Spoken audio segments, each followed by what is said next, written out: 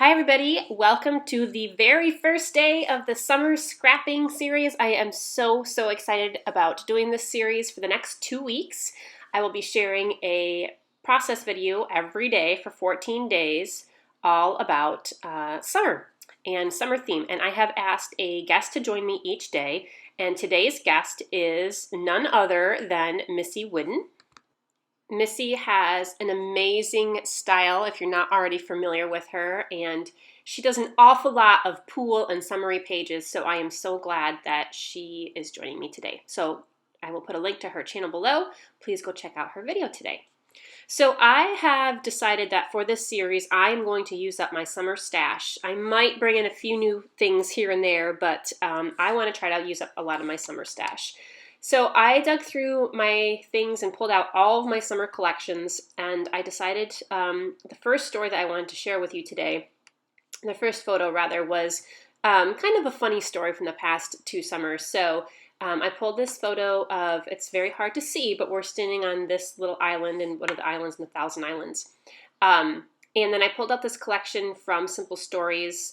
I don't have very much left of it. I think it's called Here We Go, or Here We Are, or There You Go, something like that, about going somewhere. And it's kind of like a tropical travel theme type of collection, but I thought it was very good for my to match the theme of my photo. So I had used this collection a lot last summer, and I had this circle cut out from a piece of the map paper. So that circle I already had cut out, and I thought, you know what, I'm going to try to use that because I obviously didn't use it on the last page that I had designed it for.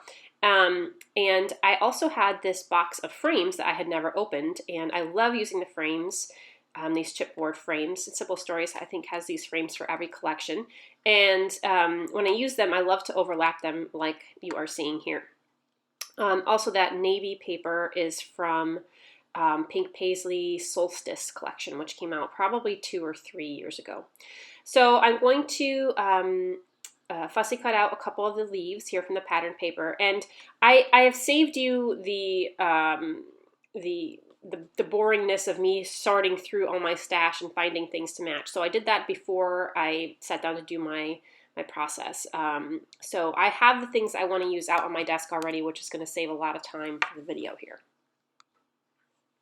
So you see I cut out fussy cut out a few of those leaves, put them on there. That one with the like really wispy leaves, I started cutting that out, and like, what did I get myself into? Because that was a little tricky. A lot of detail in that leaf. And then I loved this little phrase, "Let's go on an adventure." And this just came on like one of the 3x4 cards, and I'm going to cut that out. And the word adventure kind of went off the edge of the card and so the border on it wasn't complete. So I'm just taking a little piece of scrap here and kind of adding a little fake border on the end, and you can't even tell now that the end was cut off. And there we go. So I love that little phrase. And I kind of just like went into this I usually start things with a plan, and I just kind of went into this without a solid plan. Again, I did want the photo to be in the middle, and I wanted the focus to be on the story. And so when I picked out those chipboard frames, I decided that I was going to put my journaling in the larger frame there. So that's why I chose that. I wanted to also bring in a few nautical elements, because not only was this, kind of an exploration type picture, but also we were on the lake, or actually we're on the river. This is Lawrence River in the Thousand Islands. So I wanted to bring in a few nautical elements too. So this flower paper that I am going to use for kind of the frame around my page, I must have not hit record here, but the bottom of it was cut off a little bit, so I had to take some of the scraps of the flower paper from inside the middle and to complete the frame. So you can kind of see along the bottom there that is a strip that I've kind of glued on to the right and left side. So I just had to add a bottom strip to it, basically. But you can't even tell that it was pieced together. And I'm just going to overlap this kind of aqua background and put this navy on top. I really wanted to focus on not using a lot of white for my backgrounds for this series because I tend to do that a lot. So I wanted to make sure that, I focus on using a lot of the color that I have in my stash. Okay, so I'm edge distressing all these, going to rough them up, and I know that I'm going to do a little bit of mixed media too. So let me get my mixed media stuff out here. So I'm going to start with some white gesso, and my bottle is just about empty, so I am just have to like dump it on the page, whatever I can get out. I have another new bottle, but I gotta use every last bit of my old bottle before I break out the new one. And I'm just smudging this in with my fingers, and kind of just to get a I just wanted like a cloudy, soft coverage here. So I'm just gonna rub that in, and I'm scraping off some of the like where the papers overlapped, the gesso kind of like collected and was really thick right along the seam of the paper. So I had to go through with my finger and kind of pick off that excess gesso, or else it wasn't going to dry very quickly. So just a thin layer, and I'm going to go through with my heat gun and dry that off a little bit before I start adding my mists. Okay, so that is dry. I'm going to take a little piece of packaging here, and I definitely know I want to go with the a bluish background. And so I'm using the teal Heidi Swap Color Shine, and I love how when I use these color shines, they leave a shimmer, and you can almost see it there, like when I pull up the packaging, especially when, like if you do this technique and you spray it, and you smush it down, and then you go back through with a paper towel and you soak up, it leaves a lot of the shimmer behind. So I just love that. Speaking of shimmer, this is an old Shimmers spray. This is I don't even know the name of the color. It's obviously yellow. And I just am squirting just a little bit of it. I like this spray because it doesn't, the shimmers, the nozzle on this particular one doesn't have like a wide spray. It's very concentrated in a small area. So I like using that spray. Some of these other mists, just when you spray them, they just like have such a wide spray radius that they cover a lot of area. So I'm just going to add a little spritzes of yellow here and there, and then I'm going to go back with a sea foam, which the sea foam, it's when the yellow and the teal overlapped, it actually kind of makes this sea foam color. So that's kind of a good match there. So I decided to add one more color, and this is a Mr. Huey's, I think it's called Orchard, or maybe this is Hot Dog, but it's a very dark orange, and I did a little test there in the middle first to see how it looks. And when you put it on as is, it's very, very dark and not what I wanted, but when you kind of soak it up a little bit with a paper towel, it leaves the perfect color orange. And I wanted to bring in some of the orange that was in the flowers around the border there. So a few spritzes of that orange. So I get all this done and then realize that I forgot to add in that circle.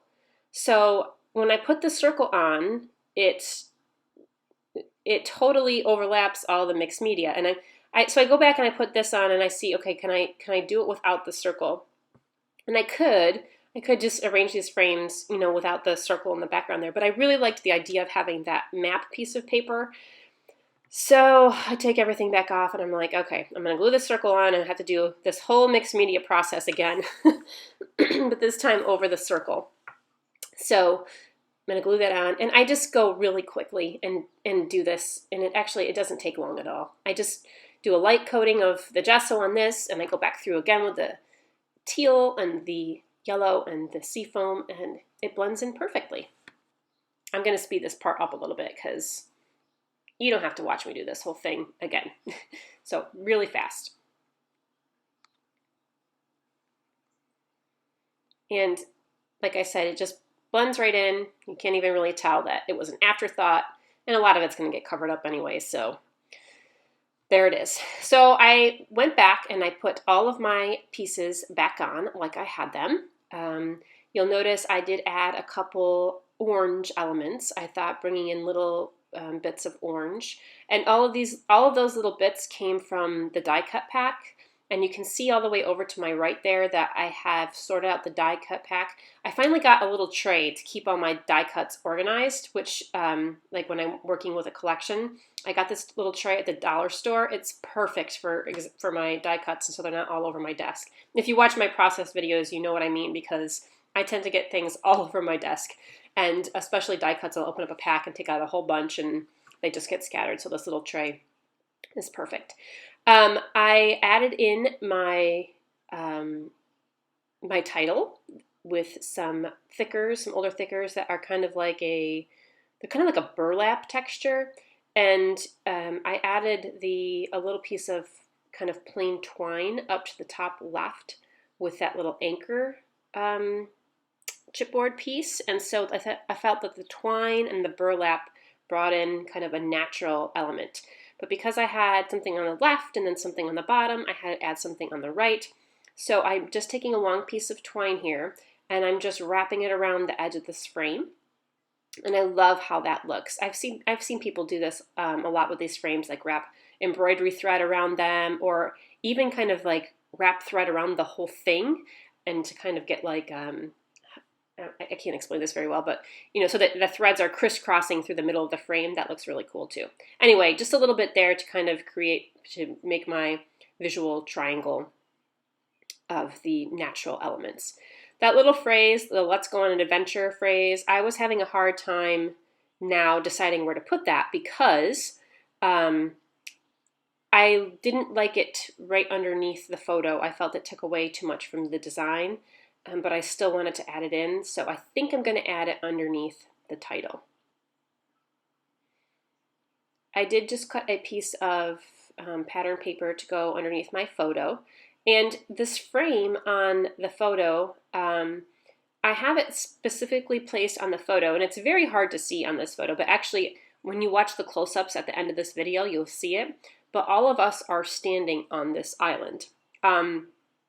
And so I wanted to put a frame around it, so to kind of draw your eye to the point where we are standing on the island and we're waving. It's very hard to see, but it actually looks like we're part of the island, but it's kind of a cool picture.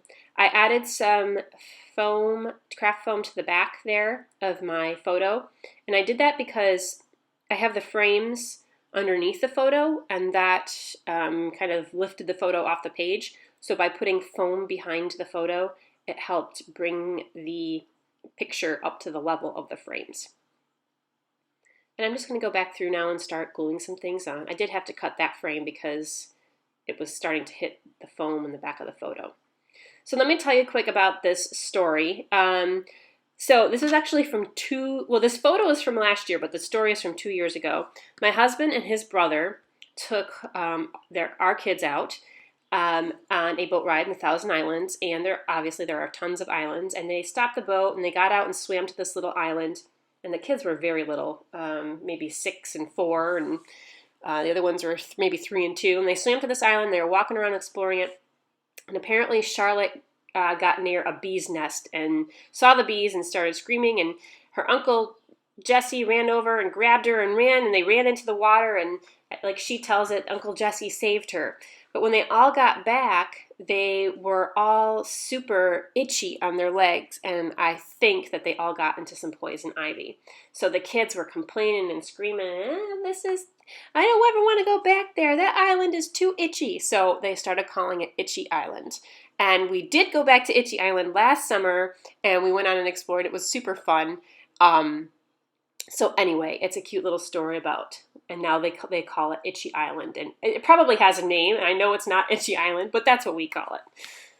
Okay, so I have printed off my journaling. I just used Microsoft Word, and I printed it on a lightweight mixed media sheet from ThermoWeb.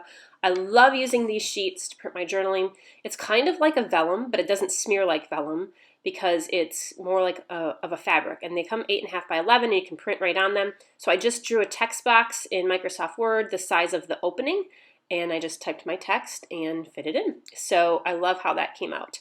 And then I'm just going back through with my glue, and I am going to glue everything down. And sometimes I don't get it back exactly. Well, what happened with the journaling is I originally had the frames kind of overlapping, the small frames on the right overlapping the larger chipboard frame a little bit more. And when I added the journaling on, I couldn't overlap them too much because it covered up a lot of the journaling.